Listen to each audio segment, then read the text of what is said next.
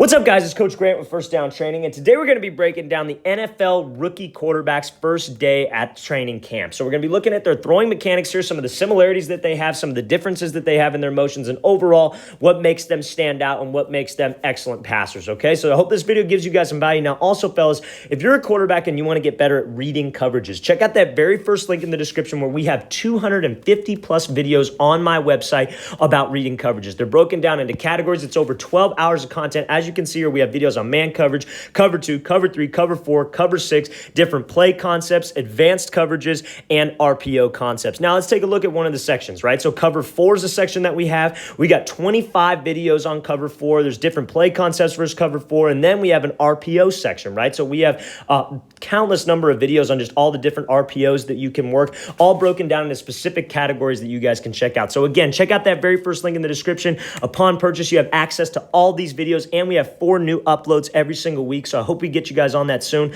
Let's get started with this video. So we're looking at Justin Fields here first, right? So everybody wants to talk about how his elbow swings up above the ball, right? I forget what ESPN analyst talked about this, right? Former quarterback, right? So obviously he does know what he's talking about. He's not a guy who's full of crap like a lot of those guys usually are on ESPN. But let's talk about why this is a big issue, because I want to address this first, because I made a video on him a little while ago, and everybody was flipping out about his elbow. Oh, his elbow comes up too high, right? But now the issue with this elbow is that people call it a wild elbow, because when that elbow goes up, it implies that it's going to come down and your elbow dips, and that makes you inconsistent with your accuracy. But Fields' motion is a little bit unique, right? Because if your elbow comes up, naturally, a lot of guys who do have that wild elbow who drop that ball lower than Fields does, and Trevor Lawrence also is one of those guys that has a little bit wilder of an elbow, which a lot of people don't really necessarily address, but that elbow pops up and usually it comes down, but Fields' motion is so unique because that elbow stays up. The elbow stays, it never has a dip. There's never a dip because of how wild his elbow is. It's like that elbow just stays level with his shoulders, which is where you want to be, and that's where a lot of other quarterbacks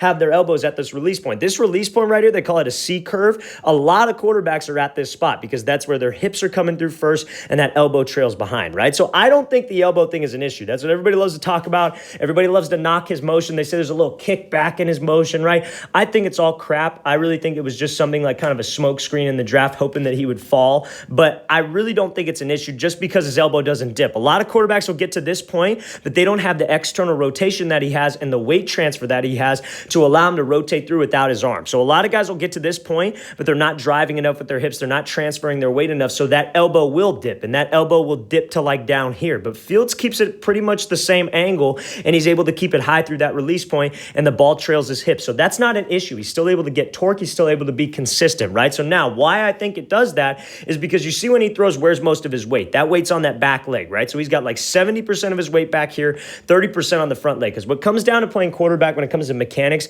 first things first is weight transfer. You got to be able to have great weight transfer. You got to be able to transfer weight from that back leg to that front leg and be able to rotate externally, because the throws come from your hips. That's why you see Dak Prescott, you see him working those hip drills. That's why you see Drew Brees, Jameis Winston working all those fancy type hip drills. That's because they're working on this thing called dissociation, right? So what dissociation is when your shoulders go back and your hips are going forward, almost like you're hitting a baseball, right? So when you hit a baseball, you don't have the bat in your hips. You don't squish the back bug, that's the baseball word, as the bat's coming through. You rotate your hips and the bat kind of trails behind. That's kind of like how you throw the football. Throwing a football is more similar to hitting a baseball than throwing a baseball, right? So you see when he goes back with his ball, he's transferring weight. You see how much weight transfer he has, and when you get the weight to that front leg, after you've had it on the back leg, a lot of guys will just start out with the weight on their front leg, and then their back leg trails behind and their shoulders get ahead of themselves, and that's when you would see that elbow dip. But because his hips end up coming through before his shoulders, that front shoulder goes back, he's transferring weight through. You see how much his front hip's able to open up,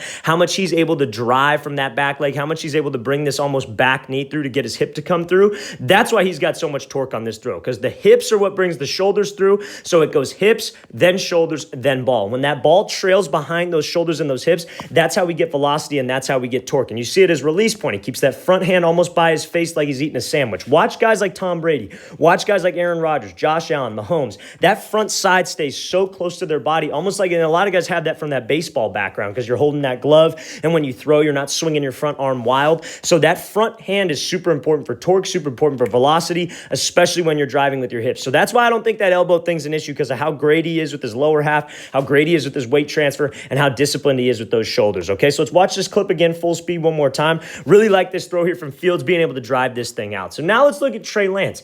A lot of the same similarities, right? So let's watch it full speed in terms of his motion, in terms of that front side, and in terms of that weight transfer, right? So when he goes back to make this throw, one thing I've noticed about Lance is he's holding this ball a little bit higher in training camp, right? So now one of the things that I made a video about before when he was getting ready for the draft, and this is a while ago, a few months ago, was how much he would load up. And you watch old film of him at North Dakota, he'd be in the pocket and he would load up on that back leg. Like he would stand super tall and he would have that ball kind of like a little bit lower, and then he would load up and kind of prepare for every throw and then make this throw, right? So he's obviously worked on this and he looks a lot more polished, because at that next level, what do you think those throwing windows get? They get smaller and smaller and smaller. So you can't have that wasted motion where you dip down on this back leg. You can't stand super tall in the pocket, then get your weight down. You got to be preloaded. You got to already have that weight on that back leg, already be ready to go with this ball. So I get this ball out as quick as possible, right? So now I'm assuming this is probably a newer thing for him to work, because he does look a little bit tense at the top, but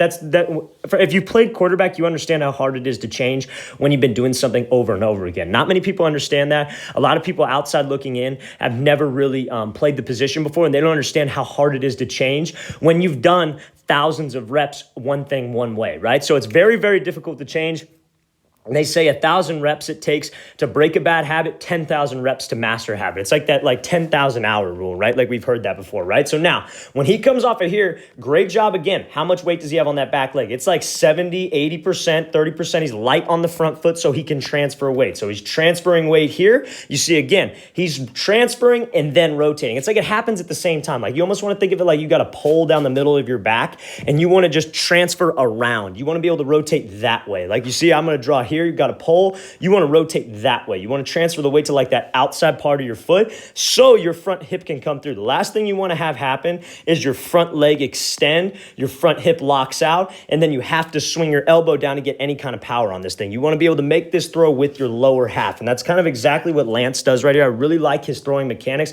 I like how he goes back with this ball, and again, that dissociation that we talked about. What does that mean? Hips and weight transfer coming through, front shoulder stays back. The hips are what brings the shoulders, so it goes hips, then shoulders, then ball trails behind, and you see the position he's able to get into. That front hand nice and tight to his frame. The ball's about right here, what's coming through first. His hips, keeps a nice slight bend to that front leg for power. That's a very mechanically sound throw from Lance, and again, where does he finish with that hand? It's nice and tight to his face, right? So that helps with torque, or not his face, but like his frame. You don't have to have that thing up by your face. You could have that thing right there.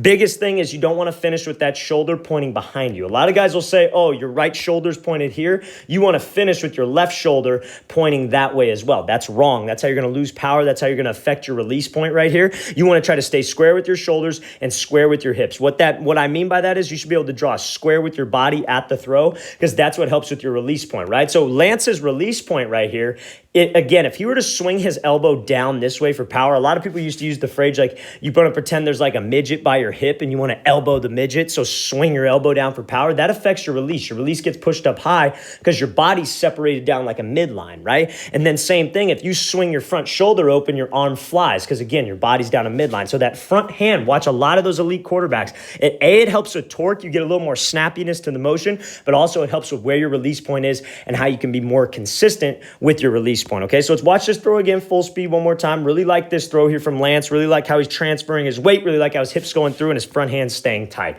Okay, so I'm going to be honest. It was very hard to find a lot of clips of Zach Wilson throwing. I don't know why that was. It was a lot easier to get clips of the other two guys. But this is probably the best one we got because we get a full angle and we get to talk about that weight transfer. So let's watch the thing full speed. Now, this is a touch throw, right? Everybody knows this guy can rip the ball. But again, we're going to talk a lot about that weight being on that back leg, being light on the front leg, being able to transfer, right? So again, where's his weight at right here?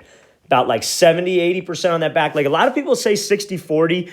I don't like that personally because I think that's real close to 50-50. And when a lot of guys are heavy on their front foot, they don't transfer weight and then they don't have any hip drive. That weight transfer is what allows your hips to rotate through, right? So I hope that makes sense, right? So now 80% back here, what's he going to do? Transfer into the front leg. Not a long stride, almost like he's got an axis down his back or a pole down his back and he's trying to rotate around that axis, trying to rotate external. So when he takes that ball back, where's he at? Front shoulders closed. transferring weight to the front leg. His hips end up coming through first. Ball trails behind. This position right here, especially on a touch throw, ball trails behind his back hip. Weight's on that front leg. Front hand's nice and tight to his frame. He's going to have a clean release point. He's going to have torque. Now, the only thing that changed because it's a touch throw, where do you guys want to flick your wrist on a touch throw? You almost want to think of it like you're trying to grab something off the top shelf. So I know this is a different throw than the ones we looked at from Fields and Lance. However, when it's a touch throw, mechanically it stays the same. The only thing that differs is where you're releasing this ball. It's like you're shooting a free throw, grabbing something off the top shelf, flicking my wrist at the top to get that arc to the ball. That's how we get that arc to the ball, right? And so a lot of people struggle with getting that ball to turn over in this case. So how we get that ball to turn over is you want to focus on transferring weight to the front leg, right? So still weight transfer, same hip drive, but you want to keep your shoulders and hips level. A lot of guys on touch throws, they'll lean out of it. They'll swing their elbow down, they'll lean out of it with their head. All that does is affect your release point, and that's why that ball kind of pushes and floats there. But if you guys can keep your front hand square or keep your front hand by your frame, shoulders square, hips square, snap your wrist at the top, that's what will help that nose turn over for you. But it comes down to weight transfer and being disciplined with your upper half, which all three of these quarterbacks we looked at today have. So watch the thing again, full speed. Make sure we're snapping this thing at the top. That's a great job there by Zach Wilson. All right, guys, I really want to thank you for watching. I really appreciate it. If you guys have any questions at all, please feel free to leave those in the comments below. I appreciate you guys watching this full thing. And again, 250 videos, guys, on every single coverage that you guys can think of. You got 12 hours of content, so make sure that you sign up with that very first link in the description. Upon signing up, you get access to every single video we've ever made, plus the 4 new uploads we will upload every single week to these pages. So again, hope we get you guys on that soon. I'll see you guys next time.